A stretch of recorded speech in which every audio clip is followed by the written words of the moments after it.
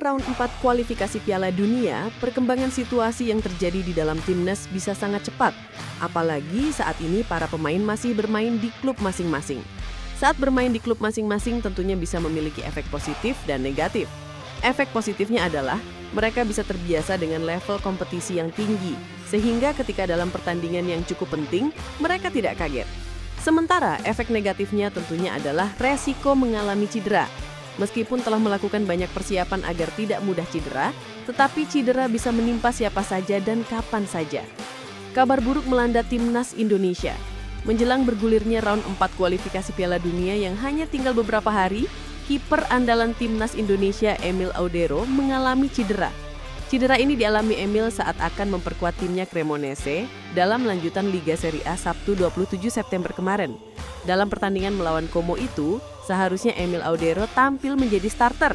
Tetapi nyatanya saat pertandingan berlangsung, justru kiper pelapisnya yang menjadi starter. Dari kabar yang beredar, Emil Audero mengalami cedera otot betis saat melakukan pemanasan jelang pertandingan melawan Como. Emil Audero yang selalu menjadi pilihan utama dalam mengawal gawang Cremonese itu harus rela menepi untuk mendapat perawatan sehingga cederanya tidak tambah parah. Emil yang saat ini sedang menunjukkan performa yang apik di klub tentunya sangat kecewa dengan keadaan ini. Ia tak bisa menambah catatan apiknya di liga untuk beberapa saat. Emil Audero saat ini sedang mencatatkan performa yang apik dengan melakukan penyelamatan penting sebanyak 20 kali dalam pertandingan. Jumlah yang membuat Emil Audero menjadi kiper dengan penyelamatan terbanyak saat ini. Hal ini menunjukkan betapa hebat dan luar biasanya skill kiper keturunan Indonesia ini. Dengan penampilan apiknya ini, Emil Audero berhasil membawa klubnya bercokol di posisi 7. Dan tak heran, Emil Audero menjadi kiper utama timnas Indonesia dalam beberapa pertandingan terakhir. Menurut Sumarji, manajer timnas, staf kepelatihan dan tim medis timnas langsung memantau kondisi Emil Audero usai mendapat kabar bahwa Emil cedera. Kita langsung komunikasi dengan pihak klub untuk update terus kondisi Emil. Kita tahu sendiri kan, Emil ini pemain yang cukup penting untuk timnas, ujar Sumarji saat diwawancara Kompas. Cederanya Emil Audero ini tentunya mengagetkan dan membuat para penggemar timnas menjadi agak khawatir. Pasalnya Indonesia hanya memanggil 3 nama kiper. Sedangkan Marten Paes juga belum mendapat konfirmasi apakah sudah pulih 100% atau belum. Sementara jika memaksakan memainkan Hernando Ari, yang ditakutkan adalah Hernando Ari mengalami nervous yang bisa membuat kesalahan-kesalahan elementer yang bisa merugikan tim. Meskipun kita tahu Hernando sudah bermain di level internasional beberapa kali.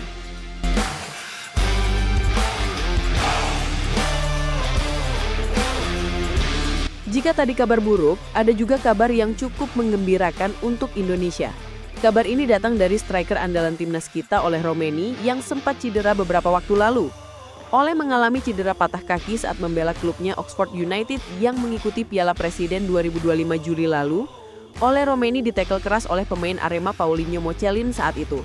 Setelah mengalami cedera itu, Oleh langsung naik meja operasi untuk pemulihan. Sebenarnya cedera yang dialami Oleh ini bisa dibilang cukup parah.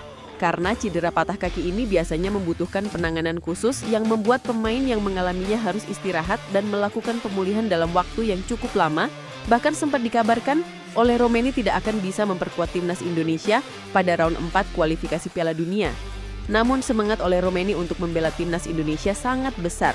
Ia menjalani pemulihan dalam waktu yang bisa dibilang cukup cepat untuk cedera yang dialaminya. Erick Thohir dalam wawancara saat FIFA Matchday September kemarin mengatakan bahwa Oleh Romeni sempat menelepon Coach Patrick bahwa ia siap membela timnas Garuda di round 4 nanti. Menjelang round 4 yang hanya tinggal beberapa hari ini, Oleh Romeni memberikan kabar yang cukup bagus untuk seluruh penggemar timnas. Oleh Romeni sudah kembali ke lapangan dan tampak berlatih ringan yang didampingi langsung oleh Quentin Yakoba. Untuk Oleh kita juga langsung komunikasi dengan klubnya untuk mengetahui update-nya setiap hari. Yakoba juga langsung komunikasi intens dengan Oleh supaya cepat dan mudah untuk mengetahui kondisinya, ujar Sumarji, manajer timnas Indonesia.